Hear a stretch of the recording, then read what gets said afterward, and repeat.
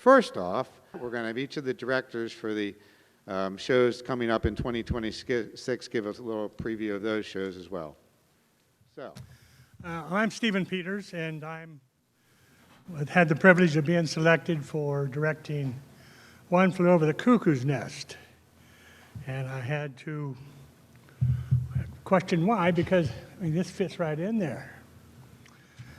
But boisterous, ribald, ultimately devastating, One Flew Over the Cuckoo's Nest is an unforgettable story of a mental hospital and its inhabitants. When a brash new inmate arrives, the rigid program of a mental ward is upended. Renegade criminal Randall P. McMurphy wages a battle against his arch nemesis, Nurse Ratched, as well as the state-sanctioned tyrannies of the American psychiatric establishment in the not-so-distant 1960s. We welcome you to spend some time tucked away in a nice, sterile, padded safety of Nurse Ratched's ward for the acute and chronically insane, plus one criminal who swaps a sentence of hard labor for what he thinks will be a country club. In a world where sanity means conformity, following the rules is the only way to survive. One Flew Over the Cuckoo's Nest is a powerful exploration of both beauty and the danger of being original. So here, let me introduce you to some of the characters who are here to help my friends out, help me out. With only three rehearsals under their belt, they've been having a good time, to be honest. Some of these players went right into character. So I'm really proud of them and take such a role into the character on such a short notice. And I hope you enjoyed our presentation of this quick scene.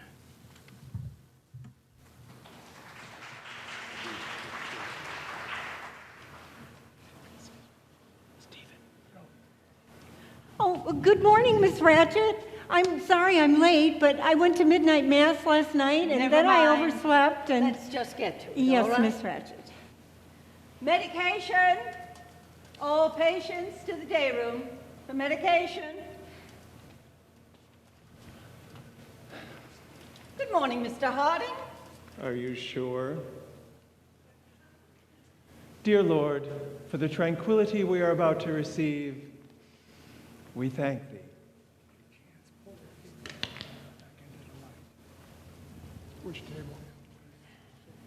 Denny, I talked to your mother last night. I had to tell her. What did you say? I told her that you were very sorry and you were never going to do it again. Thank you, Miss Ratched. Now, I want you to drink it all, dear. Can't wait on the people, it's okay. Good morning, Mr. Scanlon. Mr. Cheswick. Wait a shake, honey. What are these? It's medication. Christ, I can see that. What kind? Oh, just swallow them, Mr. Cheswick, just for me. Don't give me that crap. All I want to know is, for hell of God's sake, is... It's all right, Charles. What do you mean, it's all right? You don't have to take it. You know, that's what I mean. You're just so very old shit. I don't? Well, that's okay then. Good morning, Mr. Martini. Morning. Williams, we have a new patient this morning. I'd like you to go out to receiving and bring him in. Yeah, Miss Ratched. Miss Flynn, I'll be in the staff room. Behave yourself, boys. Behave yourself, boys. What choice have we got? Come back here, you damn redskin. Don't like this, huh? Can't say I like that look in your eye.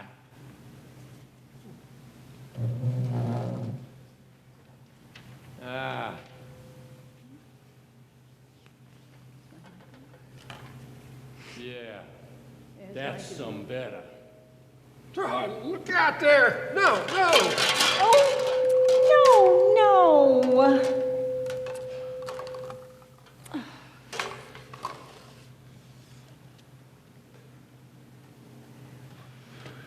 Your deal, Martini. Huh? What? Oh, yeah, here we go.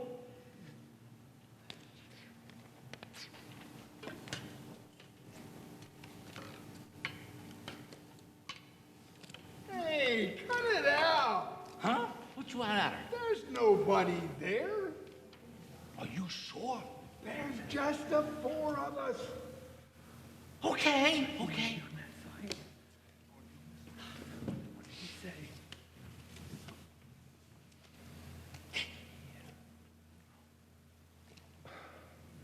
Martini, will you for God's sake stop hallucinating? Oh, give me the cards.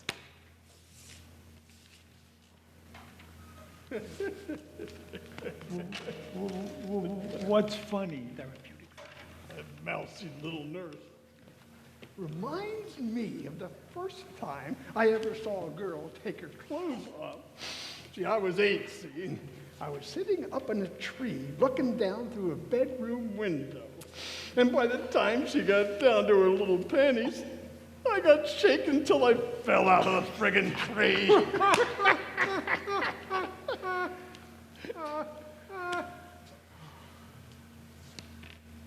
That's it, Billy. Write it down. Well, we're supposed to. Sure, get a gold star by your name. Will you write down everything I say? Yeah, and I'm gonna write down some things that you did. Shut up, you two. Boom! This place is a madhouse. Fellow psychopaths, as president of the Patients' Council, I, Dale Harding, do hereby decree 10 minutes of blessed therapeutic silence. Buddy, you are so wrong. I don't have to do this, and I don't have to do that. And get the hell away from me, or I will take it. Good morning, buddies. Mighty nice fall day. What a sorry-looking bunch. Now, see here, mister. You don't have to do anything but let me get used to my buddies here.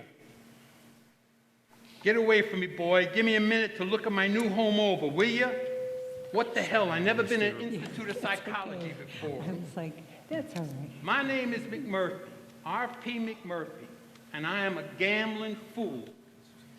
What's this you're playing, pinochle? Jesus. Ain't you got a straight deck around here? Well, here you go. I brought one along just in case. Every card a picture, and check those pictures out. 52 positions, everyone different. Easy now, easy now. Don't smudge them. We got lots of time, lots of games. You see, buddies, I got in a little hassle down at the work farm, and the court ruled that I'm a psychopath. And you don't think I'm going to argue with the court? Phew, you bet your life I don't. But if it keeps me out of them damn pea fields, I'll be anything them little heart desires. Be it a psychopath, a mad dog, or a werewolf. And I don't care if I never see another damn weeding hole till my dying day. Get the hell away from me, boy. Mister, we got rules. I gotta take your temperature, and I gotta get you a shower. All you gotta do is let me get acquainted with my new buddies. All right, fella. There. Now that's settled. Now we can get something else settled. Which one of you's the bull goose loony? I said, which of you's the bull goose loony? Well, it's not me. I'm not the bull goose loony, although you could say that I'm next in the line for the job. Well, buddy, I'm glad you're next in the line for the job. But since I'm fixing to take over this whole shebang, maybe you better take me to your leader. Mr. Harding, you're the president of the Patients' Council. Does this gentleman have an appointment? Do you have an appointment, Mr. McMurphy? Mr. Harding is a busy man. This busy man Harding, is he the Bull Goose Looney? That's right. Well, you tell Bull Goose Looney Harding that R.P. McMurphy is waiting to see him. And this house ain't big enough for the two of us. You tell him either he meets me man to man, or he's a yellow skunk, and he better get out of town by sundown. Billy, you tell this young upstart McMurphy that I'll meet him in the main hall at high noon, and we'll settle this affair once and for all with libidos ablazing. Billy, you tell him that R.P. McMurphy is used to being top man in any situation. And if he's bound to be a loony, he figures to be the stomped down dadgum biggest one of all.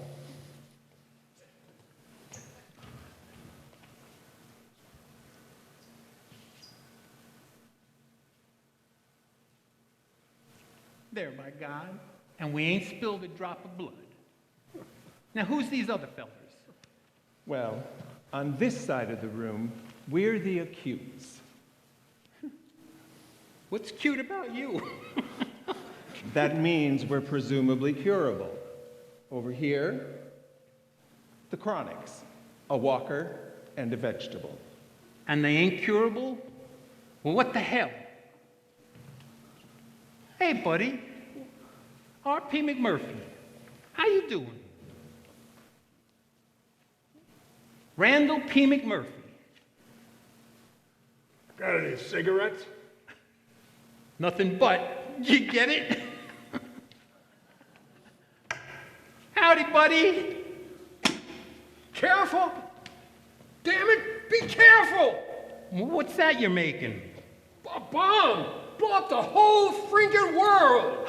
Oh, man, you got competition. Ooh-wee. What do we got here? Oh, that's Chief Bromden. And what's your story, Big Chief? He can't hear you. He's deaf and dumb. Well, what they got him strapped down for? I don't like it.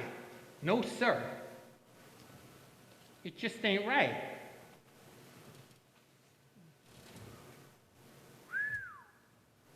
You reach your full growth, you're going to be pretty good sized.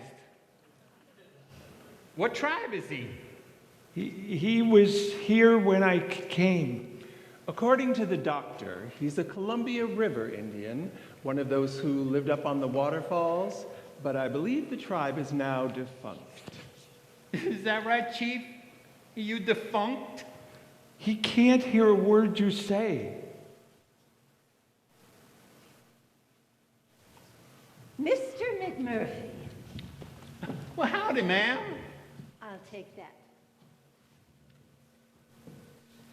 Abe Wiggins tells me that you are giving him a hard time. Me? Well, I understand you refused to take your admission shower. Well, ma'am, they showered me at the courthouse and last night at the jail. And I swear if they could have washed my ears on the way over here, they could have if they found the facilities. That's quite amusing, Mr. McMurphy. But you must understand, our policies are engineered for your cure, which requires cooperation. Ma'am, I'll cooperate from hell to Thursday. But you wouldn't want me to be impolite. I had to get acquainted with my new buddies. Please understand, I do appreciate your trying to orient with our other patients, but everything in good time. You must follow the rules. Ma'am, That's the exact thing somebody always tells me about the rules, just when I'm fixing to break every one of them.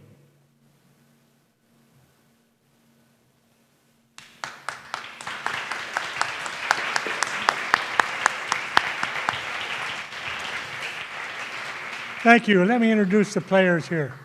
Nurse Ratchet, Eileen Waite. Nurse Flynn, Marianne Bennett.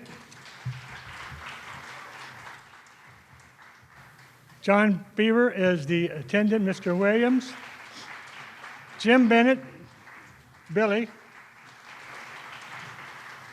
Jim Bruner is Cheswick. Mr. Scanlon is played by Rick Klotz.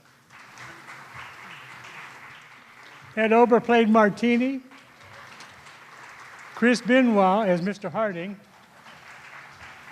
And R.P. McMurphy is Julian Vericchio. Thank you. Thank you so much. We will have and also thank my prop person, Linda Bardoni. Yes, indeed. I'd be lost without her. Anyway, we're having open auditions beginning April 1st, so please practice like crazy and come out for a great show. Dates for the show are June 11th through the 14th. In the South, we really don't have mental institutions. We just usually give them a glass of sweet tea and stick them on the front porch in a rocker. But please come out, support us, and looking forward to it. Stephen, it's time for your therapy. But I was waiting for Thursday. It is Thursday. Mister, I told you we were going to get you.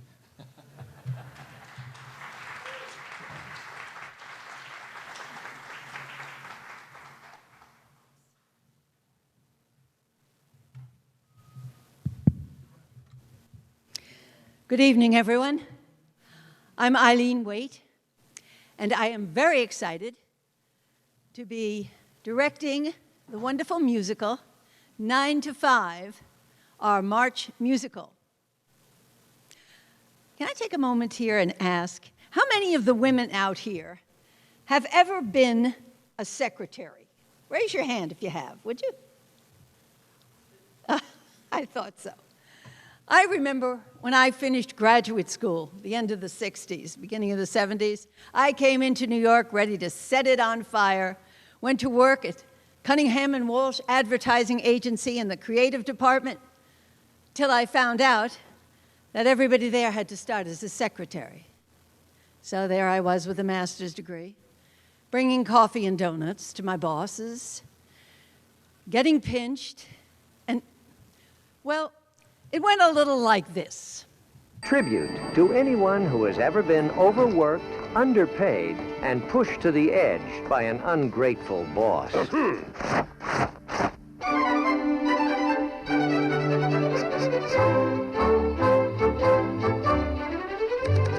They arrive promptly at 9, because if they're not on time, they know they'll get the sack. But before they begin the daily grind, the boss takes his cup black. They remember each date, make sure he's not late, and keep everything organized. They reserve tables for brunch or a 3-martini lunch while they dine on burgers and fries. Miss Rhodes. They listen to all his problems. They do their best to please. And even if they run the show, he gets paid for their ideas. Great work.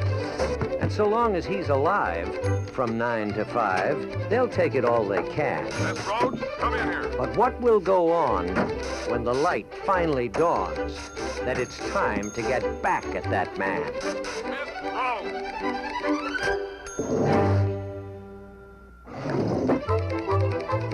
Well, thank goodness, a lot has happened since then. With the Me Too movement, with parity of pay, as opposed to having 1/4 of what the bosses were making. With breaking the glass ceiling, it's about time somebody recognized that women in charge are what bring this country together. So this wonderful musical with the music by Dolly Parton, is sure to entertain with its attacks on some misogynism and sexism and some side-splitting laughs. And I encourage all of you to come out for auditions, which are going to be on November 20th, 21st, and 22nd, because there's going to be some wonderful music, dancing, and delightful parts available for everyone. We should have a great time for this spring musical in March. So please come out and support us. Well, hey there, everybody. When I hear that sound, it takes me back to a time before computers and cell phones, back when apples and blackberries were something I'd pick out behind the barn.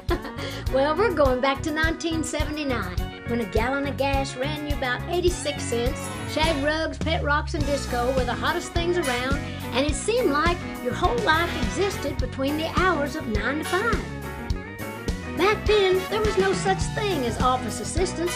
We were just secretaries, and the boss wasn't interested in no women's movement.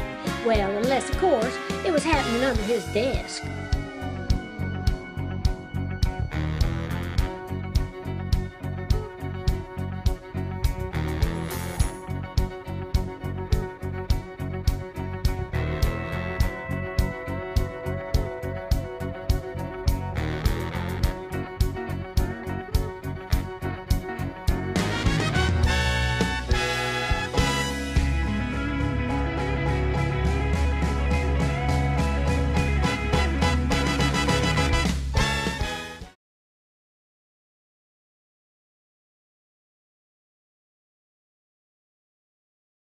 Now that's just a little taste of the fun we're going to be having here. Because let me tell you, one thing that has happened in Sun City over the 12 years I have been here is we have acquired so much professional talent here in this community that we can't fail but to put on a great show.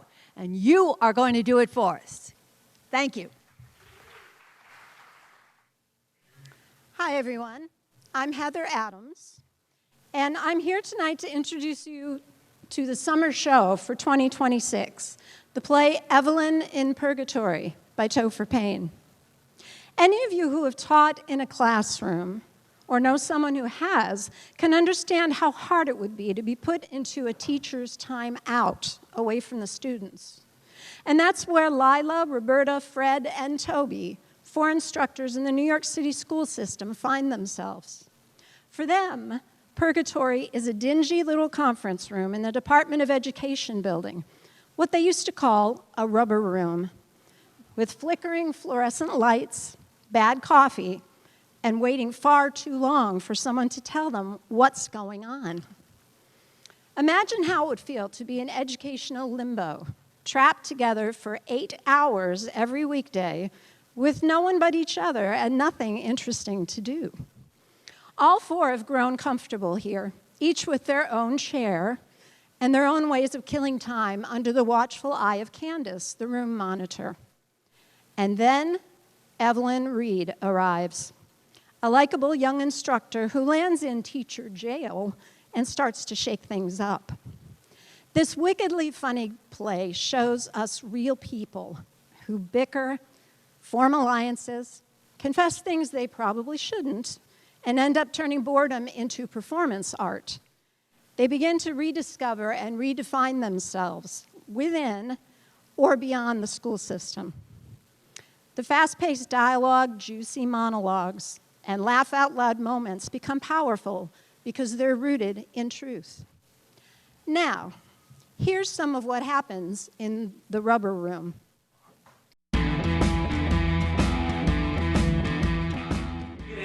You cry, you throw globes. You are the poster child for every little kid who never played a team sport.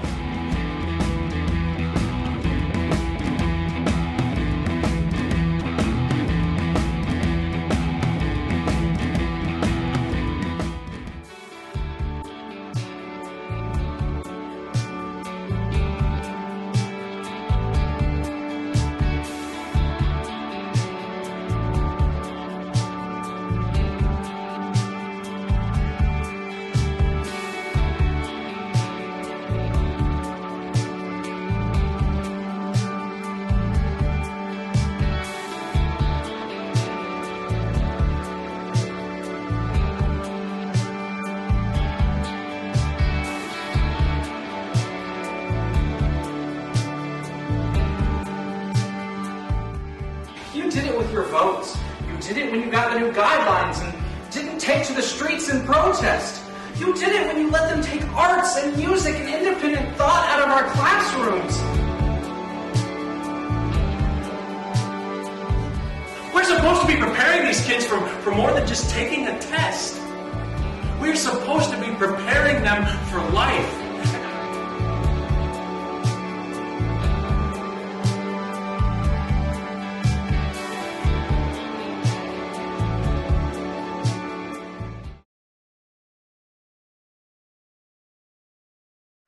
Join us next July for Evelyn in Purgatory.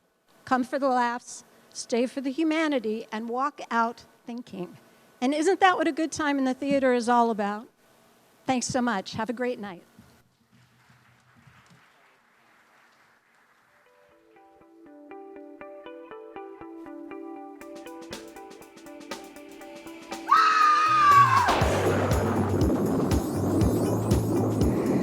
It's the cook in the kitchen with the dagger in her back. Somebody's killed her.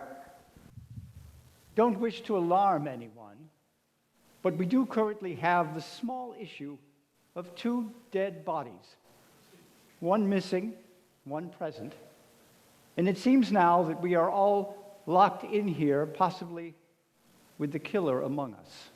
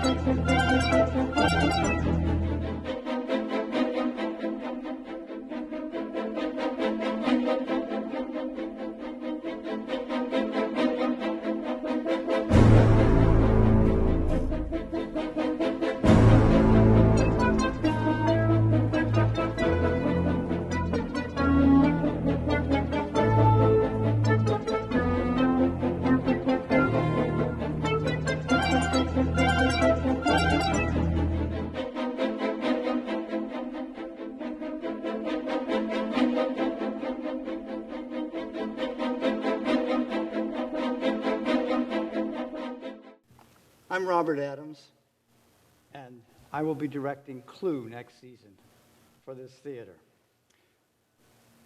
It takes place on a dark and stormy night. 6 mysterious guests and a body in Body Manor. Get ready to figure out who done it in the stage adaptation of the fan favorite murder mystery, Clue. The theater production, written by Sandy Ruskin, is based on the 1985 Paramount film and the classic Parker Brothers game. The story is set in 1954 during the McCarthy era, just outside Washington, D.C. On an eerie and foreboding night, 6 strangers have been mysteriously summoned to Body Manor and told to use a pseudonym instead of their real name. The first to arrive is the bumbling Colonel Mustard, followed by the erratic Mrs. White and frenzied Mrs. Peacock. The neurotic Mr. Green, misogynist Professor Plum, and the sultry Miss Scarlet arrive soon after. Greeting the guests is the butler, Wadsworth, and rounding out the household is the cook and the maid, Yvette. Each guest suspiciously sizes up each other, and there is more than one flicker of recognition among the group, although they all deny knowing each other. The host, Mr. Body, finally arrives, and the guests demand answers. Mr. Body explains his game, and then he hands each of them a black box containing a revolver, candlestick, rope, wrench, dagger, and lead pipe.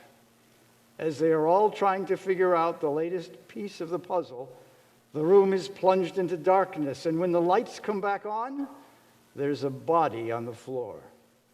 From there, the bodies and laughs start piling up as the cast runs through the mansion, the rooms of which also move around, creating madcap fun as they all try to figure out who done it, while trying to keep from being the next victim.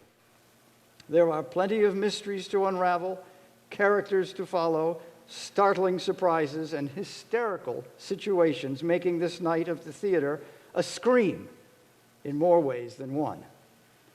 If you're an actor, there are 11 roles up for grabs, so why not give it a shot?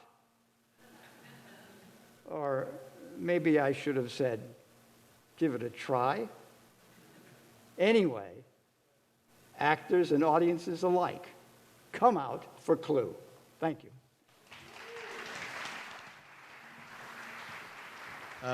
So there is our first 4 shows of our 2026 season. We're going to do something a little different next year. Normally we have our second musical of the season in September, but next year we're going to try to capitalize on the holiday extravaganza and do our second musical technically it's going to start on Halloween night on October 31st, but actually it will then run in the first 2 weekends of November, and it will be White Christmas. And our director for that show will be Carol Dines. Now, unfortunately, Carol was unable to attend tonight, so she has prepared a very nice video giving you an overview of that show. So let's take a look at that video. Good evening, everyone. I'm beyond excited to announce that next fall, I'll be directing White Christmas, a holiday classic that's been enchanting audiences for generations. Set in a charming Vermont inn during the winter season, White Christmas is not only filled with unforgettable music, songs like Count Your Blessings Instead of Sheep, Blue Skies, and of course, the iconic title track. But it's also a heartwarming story about friendship, loyalty, and the magic of the holidays. Now, here's something really special. This will be our theater's first ever production of a big, classic, iconic holiday musical. For many years, we've had a rich tradition of telling incredible stories, but this is the first time we're tackling a show that's synonymous with the holiday season and all the warmth that comes with it. And I couldn't be more thrilled to be doing it here with all of you. Beyond the fabulous choreography and dazzling visuals, White Christmas is about finding warmth in the coldest of places, creating moments of joy, and celebrating the bonds that bring us together. It's about creating something that will make you smile, laugh, and maybe even tear up a little. We're going to need all hands on board for this massive show. I need our Sun City dancers, our choral singers, and our wonderful group of actors to come and audition. There's room for everyone in this show. I can't wait to share this journey with you, whether you're performing, helping behind the scenes, or enjoying the show as part of our audience. Let's make this production something truly unforgettable, an experience that will fill the theater with the magic of the season and a whole lot of holiday cheer. And I promise you, there will be snow. Thank you so much, and let's get ready to make some holiday magic. And now I have a surprise visitor who has joined us to get you all in the spirit. Be sure to sing along. Okay, now we have some special guests that are going to lead us in a little audience participation. We're going to do a sing-along of the title track from the show. So here we go. Come on in, mister. There he is. Okay, so can we run the video and just follow the bouncing ball?